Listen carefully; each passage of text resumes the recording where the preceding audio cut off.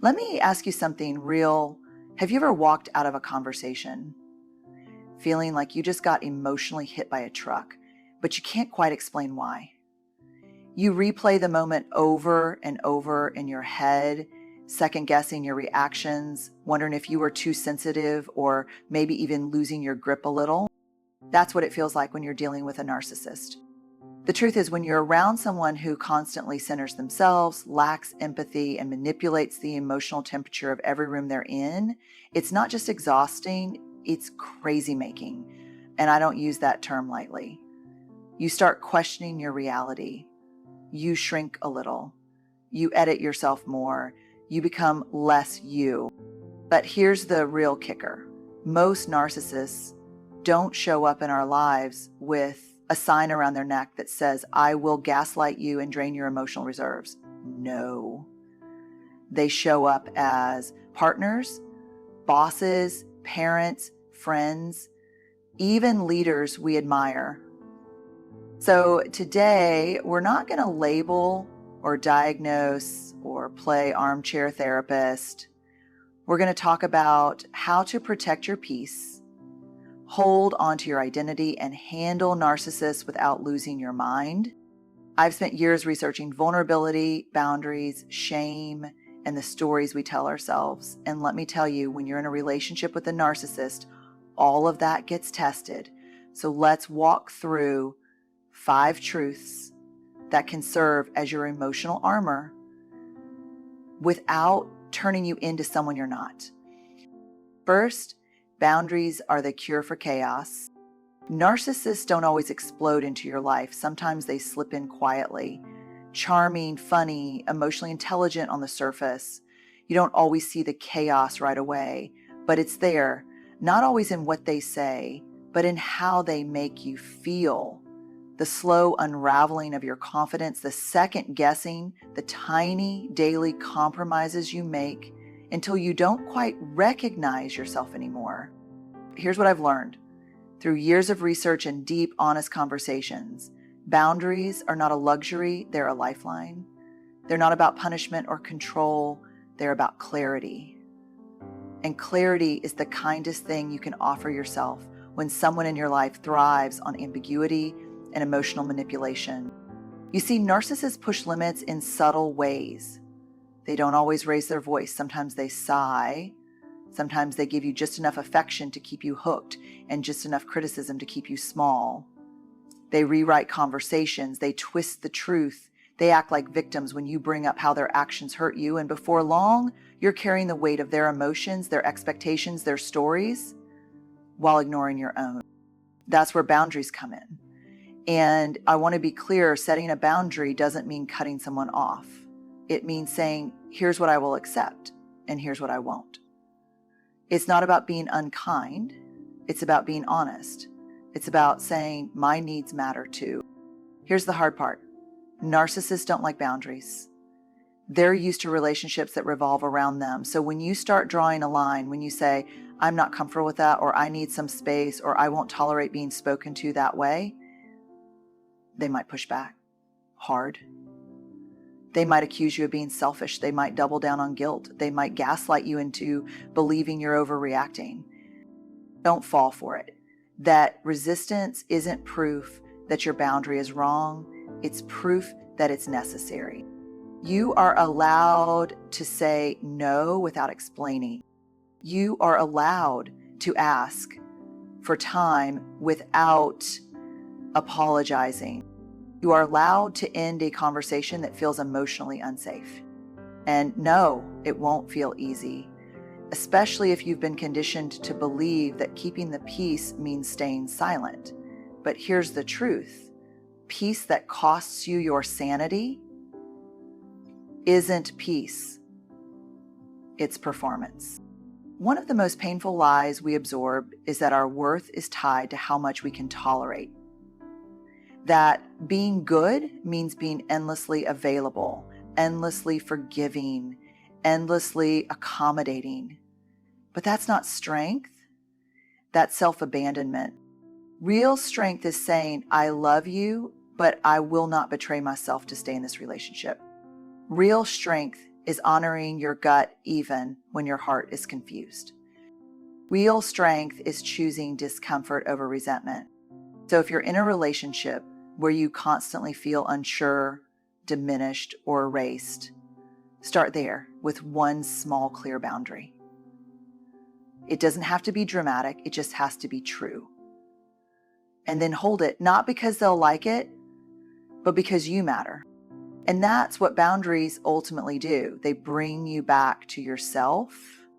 Second, don't argue with the storyteller.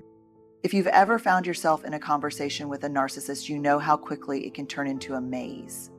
You bring up something that hurt you, something real, something specific, and somehow 5 minutes later, you're apologizing for their bad behavior, or defending your tone, or trying to remember if you did say it the way they claim. It's dizzying. Narcissists are expert storytellers, but they're not telling stories to connect. They're telling stories to control, to protect their ego, to reshape reality in a way that keeps them safe, admired, and blameless. And if you're not careful, you'll get pulled into that story so deeply that you lose track of what actually happened. That's why this point is so critical. Don't argue with the storyteller. You can't win that game, not because you're wrong, but because the goalposts will move, the facts will shift, the story will change mid-sentence if it needs to. What you're really arguing with is someone's need to always be right, to always be the victim or the hero, and never the person who caused harm. Let me tell you what's underneath all of this. Shame. Deep, unprocessed shame. And here's the paradox. Narcissists often project an inflated sense of self, but that's usually masking a fragile core. Admitting fault threatens their entire identity. So instead of taking responsibility, they deflect, deny, distort. They create an alternate reality where they're never the problem, and the moment you challenge that version, you become the enemy. So what do? You stop trying to convince them of the truth. You stop handing over your peace of mind for the sake of being understood by someone who isn't listening in good faith. That doesn't mean you become passive or shrink yourself. It means you stop putting your emotional energy where it can't grow anything healthy. When someone distorts your words or reframes your pain as an attack or turns your vulnerability into ammunition, walk away from the debate. You don't need their agreement to validate your reality. You don't need their confession to heal. What you need is to trust your perception, document it if you have to, and anchor yourself in truth, not approval. Here's something I do, and it's something I recommend to anyone who's been in this kind of emotional fog. Write things down. Not for revenge, not to prove a point later, for clarity, for your own sanity. Because when you're constantly being told that what you saw or heard or felt didn't happen, you start to wonder if you're the problem. You're not. You're just being manipulated. And manipulation thrives in silence. So speak your truth, but don't wait around for them to validate it. Say what's true for you. Let them react however they will. And then you walk out of that conversation with your integrity intact, maybe not understood, but unbroken. That's the shift from trying to control the narrative to simply owning your voice, from chasing closure with someone who profits from your confusion to creating your own clarity. And the more you do that, the less you feel pulled into their version of the story because you're finally writing your own. Third, empathy without self-abandonment. If you're someone who feels deeply, and I mean really feels, you might already know how empathy can be both your greatest gift and your most dangerous trap, especially when you're dealing with a narcissist. Empathy is what allows us to connect. It's what lets us sit with someone in their pain without rushing to fix or judge. But here's what I've learned the hard way. Empathy without boundaries turns into self-abandonment. And nowhere does that happen faster than in a relationship with someone who thrives on taking and rarely gives anything meaningful back. See, narcissists are often emotionally hungry. They want constant affirmation, attention, and emotional labor from the people around them. And if you're the kind of person who feels responsible for other people's feelings, who can sense a shift in mood before anyone says a word, you'll naturally want to help. You'll want to understand them, support them, make things better. And they know that. They bank on your empathy. They play to it. They'll open up just enough to keep you invested. Maybe they'll cry once. Maybe they'll tell you about their hard childhood or how no one's ever really loved them. And suddenly you feel like you can be the one who finally makes them feel seen. You stay because you care, because you hope, because you're trying to be kind. But here's the truth. Empathy without discernment keeps you stuck in cycles that harm you. Empathy is not about absorbing someone's pain so completely that you forget your own. It's not about making yourself smaller so someone else can feel bigger. It's not about saying yes when every cell in your body is screaming no. That's not compassion. That's codependency dressed up in good intentions. And let me say this loud for the people in the back. You can understand someone's wounds and still say, I will not let you wound me. You can see their humanity and still choose to protect your own. You are allowed to care deeply without sacrificing your voice, your needs, or your peace. The turning point for so many people I've worked with, especially those in toxic relationships, is realizing that you don't owe your empathy to someone who weaponizes your compassion. You don't have to keep showing up just because they're hurting. Hurt people can still hurt people. And it is not your job to heal someone who refuses to take responsibility for their behavior. The work is learning to stay rooted in your values while refusing to be manipulated by guilt, obligation, or the fear of being seen as unloving. You can be kind and still say this isn't okay. You can have a soft heart and a strong spine at the same time. How to learn this personally. How to love without losing myself. How to hold space without emptying everything I had. And I've seen others do it too. Not by becoming cold or hard or distant, but by getting very, very clear on one simple truth. My empathy is mine to give, not theirs to demand. So if you find yourself constantly showing up for someone who never really shows up for you, who takes your empathy and gives back confusion, blame, or silence, it's time to check in, not with them, but with yourself. Because sometimes the most loving thing you can do for you and for them is to step back, hold your boundary, and remember, you are not their lifeline. Fourth, stop trying to earn their approval. This one hits hard because if we're honest, most of us have been there, trying a little harder, speaking a little softer, twisting ourselves into a version of who we think they'll finally appreciate. And when that doesn't work, we try again, but this time with more effort, more self-doubt, more emotional labor. It's like we're holding out hope for a moment that never comes, that moment when they finally say, you're enough. But with narcissists, that approval is always just out of reach because it was never about you in the first place. It was about control, validation, and keeping you emotionally invested without ever offering real mutual connection in return. I've seen this pattern over and over again. People walking on emotional eggshells, constantly scanning for what the narcissist needs, constantly trying to win back a sense of worth that keeps getting yanked away. It's heartbreaking because it comes from such a deeply human place. We all want to be seen. We all want to feel like we're enough for the people who matter to us. But when you tie your worth to someone who only sees you as a mirror for their ego, you will always come up short. And here's the really hard truth. You cannot earn approval from someone who needs you to feel unworthy in order to feel powerful. It took me a long time to understand that chasing approval in relationships like these wasn't about love.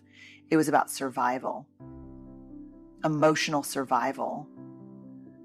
We're often reenacting something we learned a long time ago. Maybe you grew up with a parent who only gave affection when you performed a certain way. Maybe your childhood felt like a constant audition. So now when you meet someone who withholds love, part of you feels like, if I can just get this person to choose me, it'll mean I'm finally enough. But that's not healing, that's repetition. And repetition isn't resolution. You don't need to be more impressive, more patient, more forgiving, more agreeable. You need to be free. Free from the idea that your value is up for negotiation. Free from the belief that if someone can't see your worth, it must be because it's not there. It is. Approval isn't love. It's often conditional, surface level, and performance-based. Love, real love, says, I see who you are and I honor it, even when it's not convenient for me. Narcissists don't operate from that space. Their approval is inconsistent because it's rooted in how well you serve them, not how deeply you connect as equals. So if you've been stuck in the cycle of proving yourself, if your heart is tired and your spirit feels small, it might be time to step back and ask, what am I trying to earn that I already deserve? Because the truth is, you don't need their applause. You need your own acceptance. You need to look in the mirror and say, even if they never get it, I do. I know who I am. I know what I bring. I know I'm worthy. And once you start chasing their approval, something powerful happens. You start reconnecting with your own. Fifth, healing isn't about changing them, it's about reclaiming you. At some point in a relationship with a narcissist, whether it's romantic, professional, familial, or even a long-term friendship, most of us hit that wall. That moment when we realize, oh, this isn't going to change. And still, there's that little voice inside whispering, maybe if I just say it differently, maybe if I stay calm, maybe if I'm more understanding, they'll finally get it. But here's what's true, and it's not easy to hear. You can't love someone into self-awareness. You can't out-nurture their ego. You can't talk someone into empathy. And trying to fix or wake up a narcissist is like trying to hold water in your hands. It slips through no matter how tightly you grasp. So what do we do with that? We grieve. And that's important to name here. We grieve the relationship we thought we had, or the one we hoped it would become. We grieve the versions of ourselves we kept muting just to keep the peace. We grieve the time, the energy, the emotional gymnastics. And then, after the grief, we begin something sacred. We begin the work of reclaiming ourselves. This is the heart of healing, not waiting for them to apologize, not waiting for them to wake up, not waiting for the story to suddenly change its ending. Healing means turning inward, asking the hard questions, and rebuilding trust with the person you abandoned the most in the process. You.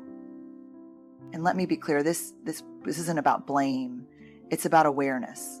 When you've spent years contorting yourself in a relationship, it can feel unfamiliar, even frightening, to return to your own needs, to listen to your own gut, to speak your truth without fear of retaliation. But that's what healing looks like. It's not always dramatic. Sometimes it's just choosing not to respond to the bait. Sometimes it's unfollowing. Sometimes it's therapy. Sometimes it's silence. I remember someone once telling me, I keep hoping one day they'll see how much they hurt me. And I said, what if they never do? Do you still deserve to heal? The answer is yes. Always yes. Because your healing was never supposed to hinge on someone else's recognition. It begins when you decide that your story is worth rewriting, not for them, but for you. And maybe that's the real shift. Moving from survival to sovereignty, from reacting to responding, from over-explaining to quiet confidence. Healing is when you stop measuring your growth by how much they've changed and start measuring it by how much closer you feel to yourself. Because that's what a narcissist relationship often steals. Your reflection. You start seeing yourself through their lens, distorted, doubting, diminished. But healing is reclaiming the mirror. Looking into your own eyes and saying, this is who I am, this is what I value, and this time, I don't need permission to honor it. And that's where real freedom lives, not in changing the narcissist, but in finally coming home to you. So here's where we land. Handling a narcissist without losing your mind isn't about outsmarting them, fixing them, or waiting for them to see the light. It's about coming back to yourself, your truth, your boundaries, your worth. It's about no longer abandoning yourself in the name of keeping the peace. It's about knowing the difference between love and control, empathy and self-sacrifice, approval and respect. And maybe most of all, it's about realizing that you don't have to earn your right to be safe, to be heard, or to be whole. You already have it. I know it's not easy. I know the pull to go back, to explain again, to try one more time. But every step you take toward clarity, every moment you choose your voice, every time you walk away from manipulation instead of questioning your sanity, you are rewriting the story. And I promise you, the more you choose yourself, the stronger your voice becomes, the quieter the chaos gets, the more peace you find, not because they've changed, but because you have. So take a deep breath, trust your gut, set the boundary, walk away if you have to, and most of all, stay with yourself. You're not alone in this. You're not broken. You're becoming the real you. Good luck. You've got this.